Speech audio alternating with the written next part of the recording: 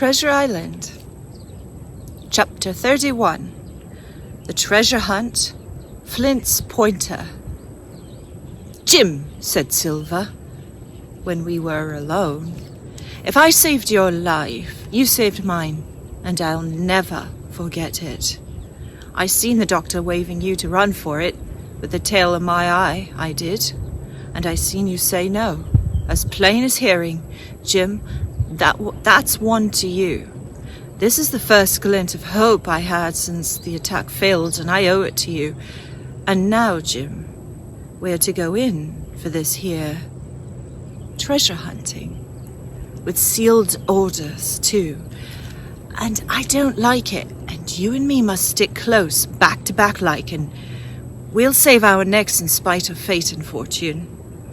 Just then, a man hailed us from the fire that breakfast was ready, and we were soon seated here and there about the sand over biscuit and fried junk.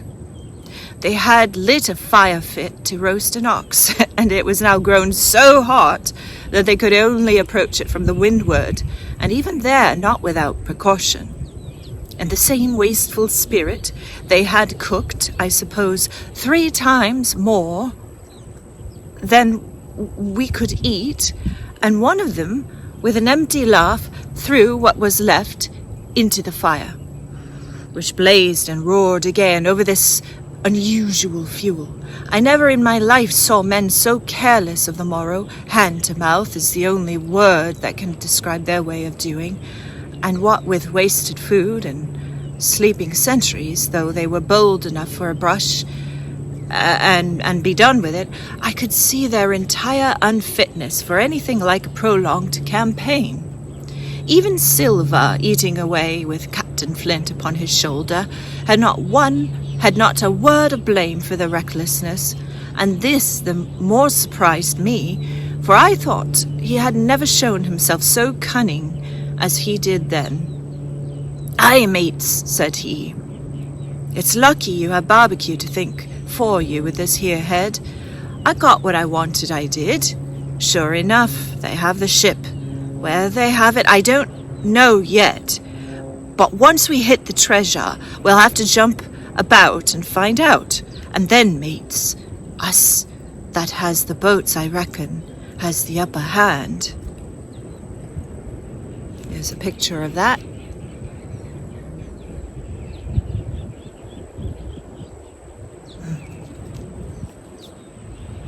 The caption is, "For all the world, I was led like a dancing bear." Thus he kept running on with his mouth full of the hot bacon. Thus he restored their hope and confidence, and I more than repaired his own at the same time. "As for the hostage," he continued, "that's his last talk, I guess, with them he loves so dear. I've got my piece of news, and thank you to him for that, but it's over and done.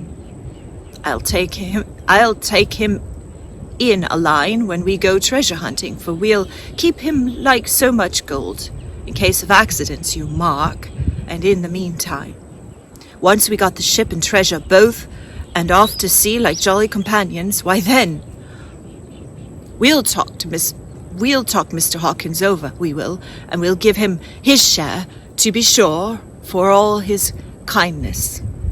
It was no wonder the men were in a good humour now. For my part, I was horribly cast down. Should the scheme he had now sketched prove feasible, Silver, already doubly a traitor, would not hesitate to adopt it. He had still a foot in either camp, and there was no doubt he would prefer wealth and freedom with the pirates to a bare escape from hanging, which was the best he had to hope on our side. Nay, and even if things so fell out that he was forced to keep his faith with Dr. Livesey, even then, what danger lay before us? What a moment that would be when the suspicions of his followers turned to certainty, and he and I should have to fight for dear life. He a cripple and I a boy, against 5 strong and active seamen. Add to this double apprehension the mystery that still hung over the behavior of my friends, their unexplained desertion of the stockade, their inexplicable of the chart, or harder still to understand, the doctor's last warning to Silva: look out for squalls when you find it. And you will readily believe how little taste I found in my breakfast, and with how uneasy a heart I set forth behind my captors on the quest for treasure. We made a curious figure, had anyone been there to see us, all in soiled sailor clothes, and all but me armed to the teeth. Silva had 2 guns slung about him, one before and one behind, besides the great cutlass at his waist, and a pistol in each pocket of his square-tailed coat. To complete his strange appearance, Captain Flint sat perched upon his shoulder and gabbling odds and ends of purposeless sea talk. I had a line about my waist and followed obediently after the sea cook, who held the loose end of the rope, now in his free hand, now between his powerful teeth. For all the world I was led like a dancing bear. The other men were variously burthened, some carrying picks and shovels, for that had been the very first necessary they brought ashore from the Hispaniola. Others laden with pork, bread, and brandy for the midday meal. All the stores I observed came from our stock, and I could see the truth of Silva's words the night before. Had he not struck a bargain with the doctor, he and his mutineers, deserted by the ship, must have been driven to subsist on clear water and the proceeds of their hunting. Water would have been little to their taste. A sailor is not usually a good shot, and besides all that, when they were so short of eatables, it was not likely they would be very flush of powder. Well, thus equipped, we all set out, even the fellow with the broken head, who should certainly have kept in shadow, and straggled one after another to the beach, where the 2 gigs awaited us. Even these bore trace of the drunken folly of the pirates, one in a broken thwart, and both in their muddy and unbelled condition. Both were to be carried along with us for the sake of safety, and so, with our numbers divided between them, we set forth upon the bosom of the anchorage. As we pulled over, there was some discussion on the chart. The Red Cross was, of course, far too large to be a guide, and the terms of the note on the back, as you will hear, admitted of some ambiguity. They ran, the reader may remember thus: tall tree, spyglass, shoulder bearing a point to the north of north-northeast, Skeleton Island, east-southeast, and by east, 10 feet. A tall tree was thus the principal mark. Now, right before us, the anchorage was bounded by a plateau from 200 to 300 feet high, adjoining on the north and sloping southern shoulder of the spyglass, and rising again towards the south into the rough, cliffy eminence called the Mizzenmast Hill. The top of the plateau is dotted thickly with pine trees of varying height. Every here and there, one of a different species rose 40 or 50 feet clear above its neighbours, of which these was the particular tall tree of Captain Flint, could only be decided on the spot, and by the readings of the compass. Yet, although that was the case, every man on board the boats had picked a favourite of his own. Ere we were halfway over, Long John alone shrugging his shoulders and bidding them wait till they were there. We pulled easily by Silva's directions, not to weary the hands prematurely, and after quite a long passage landed at the mouth of the second river, that which runs down a woody cleft of the spyglass. Thence, bending to our left, we began to ascend the slope towards the plateau. At the first outset, heavy miry ground and a matted, marish vegetation greatly delayed our progress, but by little and little the hill began to steepen and become stony underfoot, and the wood to change its character and to grow in a more open order. It was indeed a most pleasant portion of the island that we were now approaching. A heavy-scented broom and many flowering shrubs had almost taken the place of grass. Thickets of green nutmeg trees were dotted here and there with the red columns and the broad shadow of the pines, and the first mingled their spice with the aroma of the others. The air, besides, was fresh and stirring, and this, under the sheer sunbeams, was a wonderful refreshment to our senses. The party spread itself abroad in a fan shape, shouting and leaping to and fro about the centre, and a good way behind the rest. Silver and I followed, I tethered by my rope, he ploughing with deep pants among the sliding gravel. From time to time, indeed, I had to lend him a hand, or he must have missed his footing and fallen backward down the hill. We had thus proceeded for about half a mile and were approaching the brow of the plateau, when the man upon the farthest left began to cry aloud, as if in terror. Shout after shout came from him, and the others began to run in his direction. "He can't find the treasure," said the old Morgan, hurrying past us from the right, "for that's a cleaner top." Indeed, as we found when we also reached the spot, it was something very different.